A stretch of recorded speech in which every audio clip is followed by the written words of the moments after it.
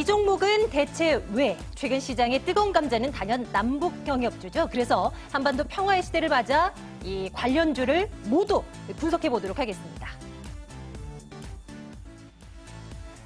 지금부터 우리는 당돌한 생각을 좀 해볼까 합니다. 여러 가지 남북 정상회담 이후 나오고 있는, 쓰여지고 있는 시나리오들을 하나하나 분석을 해볼까 합니다. 자, 첫 번째로는요, 전선 관련주들, 대북 관련주로 꼽히고 있죠. 우리 쪽에서 만들어내는 전력은 모든 발전소를 1시간 돌렸을 때 10만 메가 킬로와트? 이 정도의 전력이 만들어진다고 하는군요. 근데 북한에서 만들어내는 전력은 우리의 14분의 1 수준입니다. 만약에 남북 경협이 이뤄지게 되면 우리가 이쪽의 기술을 북한으로 가져가지 않겠는가라는 시나리오, 관련주들 오늘 강한 모습이고요. 일부 종목들의 상승 탄력은 조금 줄어든 모습도 확인이 가능합니다. 계속 보죠. 또 하나의 대북 관련주로 꼽히는 것이 음식료, 비료, 농약 이쪽 부분인데요. 먹을 것이 차고 넘치는 우리나라와는 다르게 북한은 아직도 굶어 죽는 주민들이 나오고 있다는 뉴스를 우리는 종종 접하게 됩니다. 역시 이 또한 남북 경협이 이뤄지게 된다면 우리의 농업 기술을 가져가지 않을까, 그쪽에 좀 전파시킬 수 있지 않을까. 농업이라는 부분이 우리에게는 사양 산업으로 치부되었던 요즘이지만 이제는 달라질 것이다라는 시나리오들이 쓰여지고 있습니다. 관련주들 또 오늘 시장에서 좀 부각되고 있는 모습이죠. 이번에는 철강주입니다.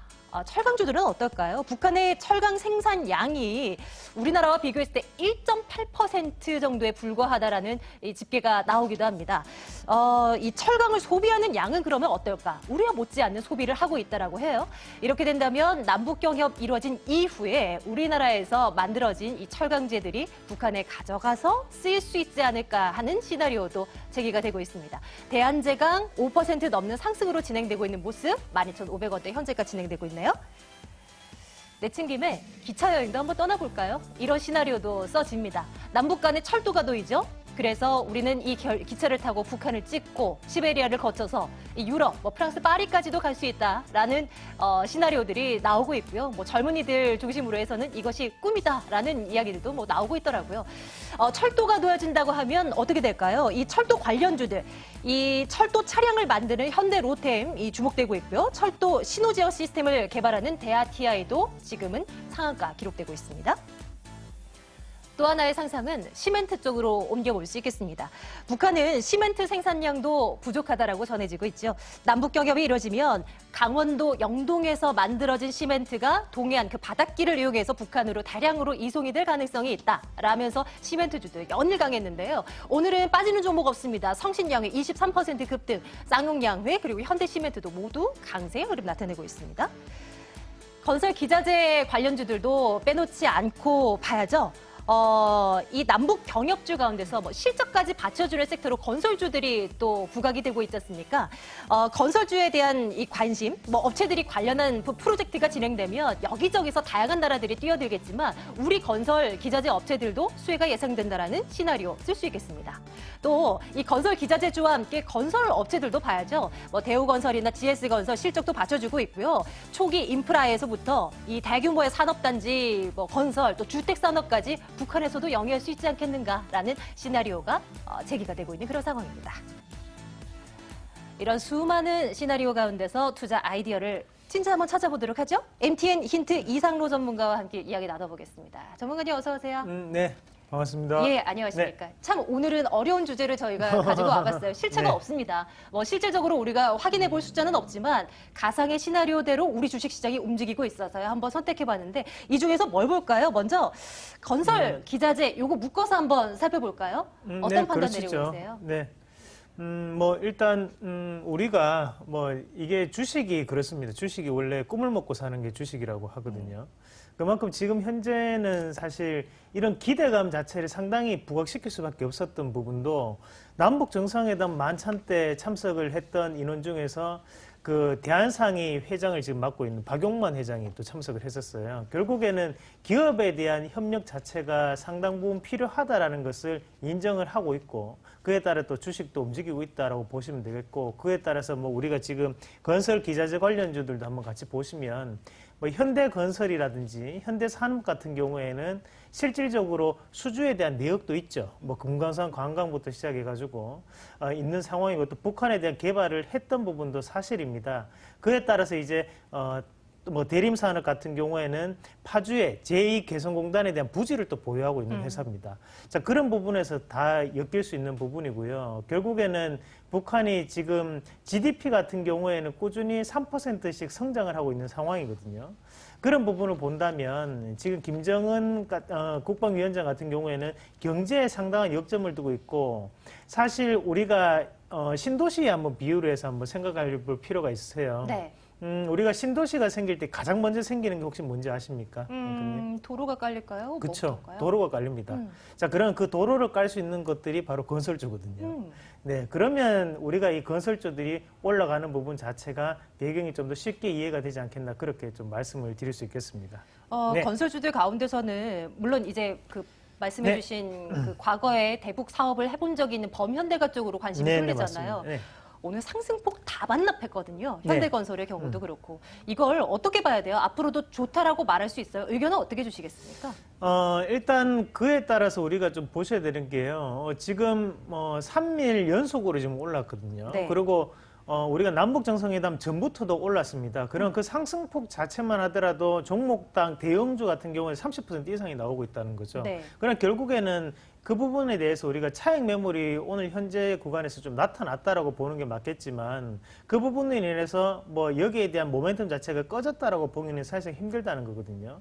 그러면 지금 그 전주에도 말씀을 드렸다시피 남북 정상회담 자체가 포커스가 아니고 결국에는 정점을 찍을 수 있는 것은 바로 북미 정상회담이라는 거거든요. 그럼 그 부분으로 우리가 이어서 생각을 한다면 지금은 어차피 시세는 시작이 됐다. 다만 그에 따라서 단기 고점이 좀 형성되는 부분이었고 대신 여기에 대한 부분 상승 모멘텀을 가지고 좀 더 올라갈 수 있는 여건으로 좀 해석을 할 필요가 있다. 그래서 추격 매수는 좀 힘들겠지만 우리가 조정 구간에서는 충분히 다시 한번 접근이 가능하다. 다만 건설 기자재보다는 차라리 건설주가 훨씬 더 낫다라는 의견까지 드리겠습니다. 그럼 의견은 전제 조건은 붙습니다. 조정이 나왔을 때 네. 접근하는 조건으로 좋아요 의견 네, 찍고 가겠습니다. 좋아요. 네. 계속 볼게요. 이번에는 시멘트주를 한번 살펴볼까요? 시멘트주는 오늘장에서 상승폭 반납하지 않더라고요. 네. 강해요. 이에 대한 판단은 어떻게 하세요? 네, 일단 앞서서 봤던 건설주와 시멘트주의 명확한 차이부터 우리가 좀 판단을 해보실 필요가 있는데 자, 시멘트 관련주는 결국에는 실적이 뒷받침되면서 올라가고 있다는 부분이거든요. 그러면 이 시멘트 관련주 같은 경우에는 작년에 우리가 예를 들어 설명을 한번 해드리면 작년 같은 경우에는 과징금이 나왔었어요. 뭐 예를 들어서 쌍용양해 같은 경우에도 가격 담합에 의한 6,700억 원에 대한 과징금을 냈었거든요. 그만큼 이런 시멘트 관련주들 자체가 가격 담합에 대한 리스크가 존재했고 다만 올해 같은 경우에는 그 부분 자체가 해소가 된 상황이고 또한 실적 또한 긍정적으로 발표가 되고 있다는 부분을 우리가 예를 들어서 보셔야 됩니다. 네. 자, 쌍용양해 같은 경우에도 오르기 전에 우리가 뭐 17,000원, 18,000원대 가격대만 보더라도 PR 밴드로 따진다면 약 3배 구간이거든요. 그만큼 상당히 저렴했던 부분에 대해서 우리는 보고 있었지만 시멘트라고 하면 실질적으로 우리가 상당히 소외됐던 부분도 사실이었고 다만 그에 따라서 지금은 시세가 좀 더 붙으면서 크게 올라오는 모습까지 형성되고 있다라고 해석할 필요가 있겠고요. 결국에는 시장을 바라봤을 때 지금 시멘트 같은 경우에는 모든 뭐 건설이라든지 아니면 전력이라든지 전기라든지 거기에 생산될 수 있는 가장 기초적인 원료적인 부분이기 때문에 시멘트는 어떻게 해서든 엮일 수 있다라는 그런 기대감이 좀 더 크신 것 같아요. 그래서 네, 시멘트 네. 관련해서 오늘 상승을 했는데 마찬가지로 이 시멘트 관련주들 같은 경우에도 어느 정도의 단기적인 고점 정력은 오늘 시장에서 형성이 된다라고 판단할 필요가 있겠고요. 그에 따라서 눌림목의 차원에서 우리가 좀 더 접근할 필요가 있다. 모멘텀은 충분히 남아있다라는 의견까지 드리도록 하겠습니다. 기회를 줄지는 모르겠습니다만 일단 네. 그래도 이 시멘트 관련주도 네. 좋아요 의견 그럼 찍으면 괜찮겠습니까? 네, 찍으시고 대신 우리가 항상 이제 추격 매수는 제가 하지 말라는 말씀을 항상 드리는 게요. 항상 급하게 쫓아가면 우리가 항상 급하게 취합니다. 우리가 주식을 돈을 쫓아가는 매매보다는 좀 지키려고 하는 매매를 하다 보면 돈이 벌리거든요. 그래서 지금은 급하게 쫓아갈 필요는 없고 네. 분명히 건전한 조정이 나타날 수밖에 없다라는 것을 어느 정도 꼭 조정이 명심하시고. 나왔을 때 매수 타이밍이라고 봐야 돼요.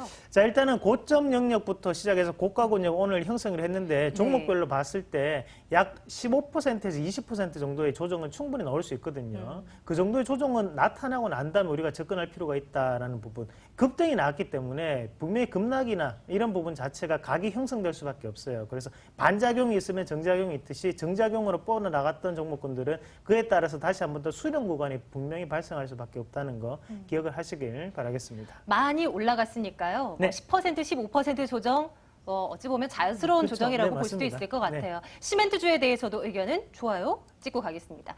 계속 볼게요. 오늘 남북 경협주, 뭐 대북 관련주로 이 시장에서 꼽히고 있는 종목군들 다 추려서 저희가 점검을 하고 있는 건데요. 이번에는 기차 타고 한번 북한 가볼까요? 그리고 철강 쪽도 한번 묶어서 좀 판단을 내려주십시오. 일단 우리가 이 철도 관련주들은 우리가 사실 이 노무현 정부 때 이미 그에 대한 구체적인 사항까지 다 나왔던 내용들이었습니다. 하지만 이제 실행되지 못하고 약 9년 동안 이제 폐기가 됐던 상황이고 그 부분 자체를 다시 한 번 더 부활시킨 게 바로 지금 문재인 정부인데요.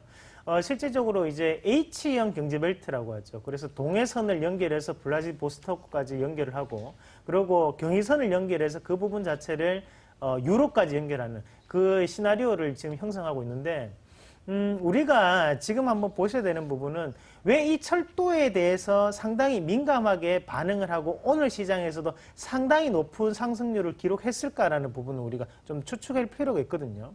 그럼 결국에는 우리가 건설주라든지 아니면 지금 앞에서 봤던 시멘트 관련주는 지금부터 개발이 되면 이 회사들이 들어갈 수 있겠다라는 기대감이지만 이 정부에서 지금 내놓은 협상안 안에 그 남북 정상회담 협상안에 직접적으로 명시가 돼 있는 부분은 바로 이 철도 부분입니다. 네. 다른 부분이 명시되어 있는 건 아니거든요.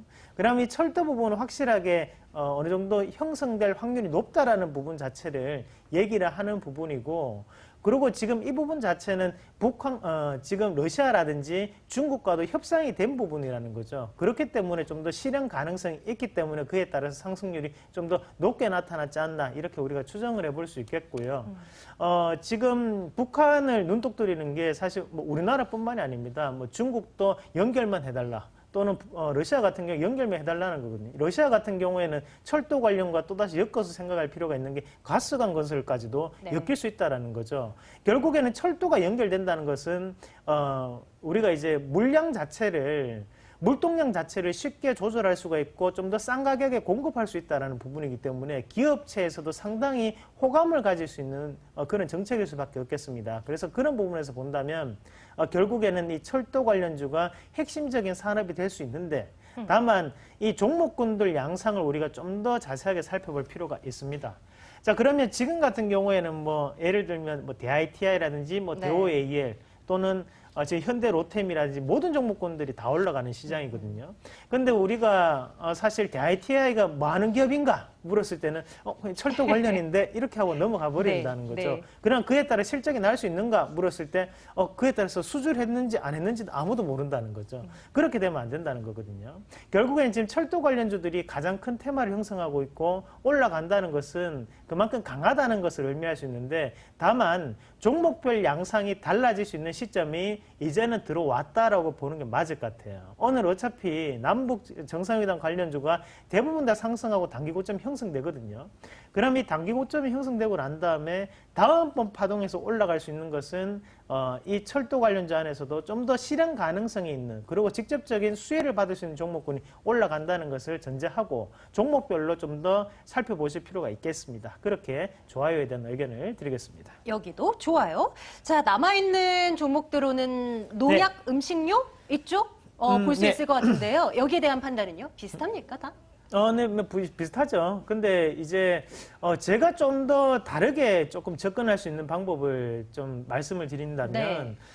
뭐 짧게 말씀을 드리겠습니다. 우리가 이제 전선 관련주나 아니면 농약, 음식료 관련주 같은 경우는 기대감이거든요. 근데 우리가 조금 더 살펴보셔야 되는 게 이제 개성공단 관련주 제가 좀 말씀을 드릴게요. 왜냐하면 지금 현재 풀리지 않은 부분이 있는데 그게 바로 유엔 안보리 제재가 아직까지는 풀리지 않았어요. 그 말인즉슨 유엔 안보리 제재하고 있는 부분이 경제 분야거든요. 그래서 이번에 개성공단 관련해서 일체 언급도 나오지 않았습니다. 그 말인즉슨 북미 정상회담이 잘 됐을 때 오히려 강하게 올라갈 수 있는 종목군들은 바로 유엔 안보리 제재가 풀리고 난 다음에 올라갈 수 있는 종목군들이 바로 네. 개성공단 관련주가 될 수 있다라는 부분이거든요. 그러면 지금 개성공단 관련주들이 아직까지는 기대감에 다른 여타 종목군들보다 못 올라갔다면 이 발표 이후에는 더욱더 가파르게 올라올 수 있기 때문에 차라리 우리가 저가 매수를 선택을 해본다면 그중에서 핫픽은 이 개성공단 관련주나 전선 관련주가 되지 않을까 그렇게까지 정리를 해드리도록 하겠습니다. 그러면 네. 방금 말씀 주셨던 부분을 내일장 토픽으로 네, 그렇죠. 가져가도 그렇게 되겠습니까? 가져가시는 게 맞겠죠. 예. 네. 뭐 섣부른 판단을 내리기는 참 쉽지가 않은 이야기들을 우리가 이상로 전문가와 함께 나눠봤는데요. 그래도 관심은 가져가야 할 네, 이 맞습니다. 섹터들임은 분명히 보입니다. 3시 28분 지나고 있습니다. 오늘장 우리 어떻게 마감되는지 살펴봐야죠. 안신의 앵커 만나러 가겠습니다.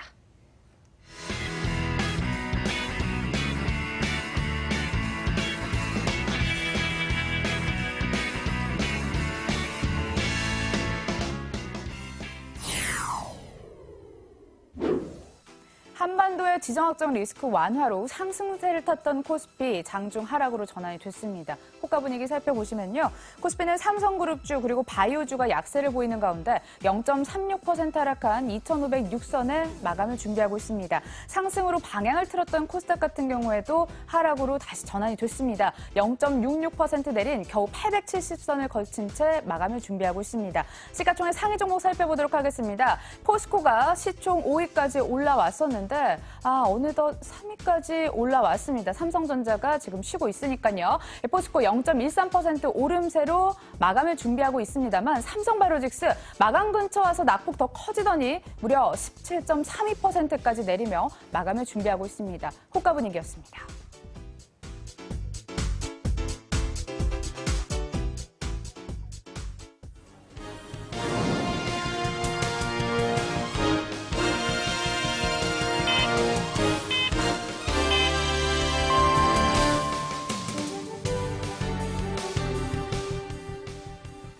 (5월 2일) 마감 상황 정리해드리도록 하겠습니다. FOMC 정례회 결과 발표를 앞두고 시장에서는 불안 심리가 커졌습니다. 삼성바이오로직스의 논란까지 가중이 되자 코스피는 0.47% 하락한 2,503선의 종가를 형성을 했고요. 코스닥도 나란히 하락하며 0.5% 하락한 871에 마감을 지었습니다. 수급 살펴보도록 하겠습니다. 개인이 나홀로 매수하는 가운데 외국인, 기관, 메이저 수급 주체들의 동반 매도가 연출됐습니다. 외국인 2천억 원 넘는 매도 물량을 던졌고요. 기관도 1,199억 원대 상당히 많은 물량을 시장에 던졌습니다.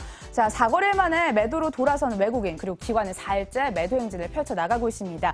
그나마 코스닥에서는 외국인이 매수로 들어왔습니다. 외국인 1,410억 원의 순매수 우위가 포착이 됩니다. 하지만 개인, 기관 나란히 동반 매도를 연출했고 개인은 599억 원대, 기관 571억 원 순매도 물량을 던졌습니다. 종목별 흐름도 살펴보도록 하겠습니다. LG화학이 어닝 쇼크를 발표를 했었죠. 1분기 매출은 분기 사상 최대였지만 전망치를 하회했고 KTB투자증권에서는 목표 주가를 하향했습니다. LG화학 결국 5%대 약세를 기록을 하며 33만 9천 원의 종가를 형성했습니다. 다음 종목 살펴봅니다. JYP 엔터테인먼트인데요. 최대주주 박진영 씨가 구원파 논란에 휩싸이면서 7일에 걸쳐 구원파 전도 집회를 이끌었다고 보도가 전해졌습니다. 인스타그램을 통해서는 아니라고 해명에 나섰지만요.